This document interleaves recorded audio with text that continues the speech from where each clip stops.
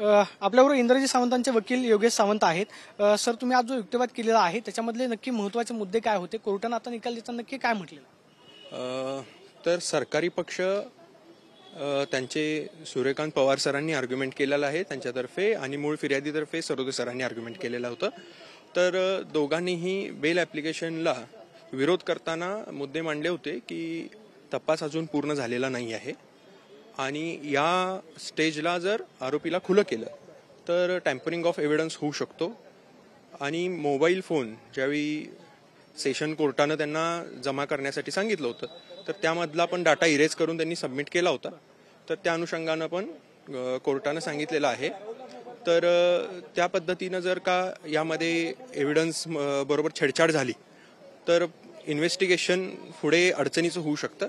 तर त्यामुळं त्यांचा जो अर्ज आहे तो नामंजूर केलेला आहे. महत्त्वाचं म्हणजे आज कोर्टानं महत्त्वाचं कोणतं निरीक्षण नोंदवलं की ज्या आधारे त्यांचा जामीन अर्ज जो आहे तो फेटाळला गेला, मोबाईलमधला डेटा जो आहे तो डिलीट केलेला असेल किंवा मग आणखी या प्रकरणाचा तपास झाला नाही म्हणून जामीन आता देता येणार नाही असं कोर्टानं म्हटलं. नक्की कोर्टानं काय निरीक्षण? कोर्टाचं निरीक्षण म्हटलं तर आता आपल्याला अजून ऑर्डर जेव्हा येईल तेव्हा आपल्याला यात पूर्ण डिटेल्स कळतील. पण आत्ता प्रथमदर्शनी तर तपास पूर्ण झालेला नाही आहे, हाच एक मोठा निष्कर्ष त्यामध्ये आहे. आता या सगळ्या पुढची कायदेशीर प्रक्रिया काय असू शकते? आता काय पर्याय उपलब्ध आहेत की या सगळ्या आता प्रकरणामध्ये कोल्हापूर पोलिसांना तपासासाठी वेळ मिळेल?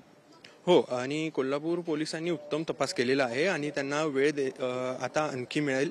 तर त्यामध्ये पण बरेच खुलासे कोल्हापूर पोलिसांकडून होण्याची आशा आहे. पुढची सुनावणी कधी होईल त्याबद्दल काय स्पष्टता कोर्टानं अजून काही दिली? नाही, अजून काही स्पष्टता नाही आहे. आपण पाहतोय की या प्रकरणामधली पुढची सुनावणी कधी होईल याबाबतची स्पष्टता जी आहे ती कोर्टानं दिलेली नाही. मात्र प्रथमदर्शनी आज कोर्टानं या सगळ्या गुन्ह्याचा तपास जो आहे तो पूर्ण झालेला नाही, त्यामुळे प्रशांत कोरटकरचा जामीन अर्ज जो आहे तो फेटाळा अशी माहिती योगेश सावंतांनी दिल्याचं पाहायला मिळतं. Camera person Sushant Sonu, Pradeep Kapse, TV9 Marathi, Kolhapur.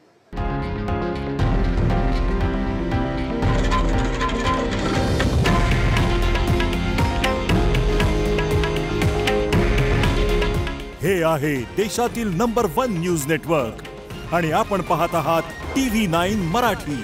काळजी तुमची, हित महाराष्ट्राचं.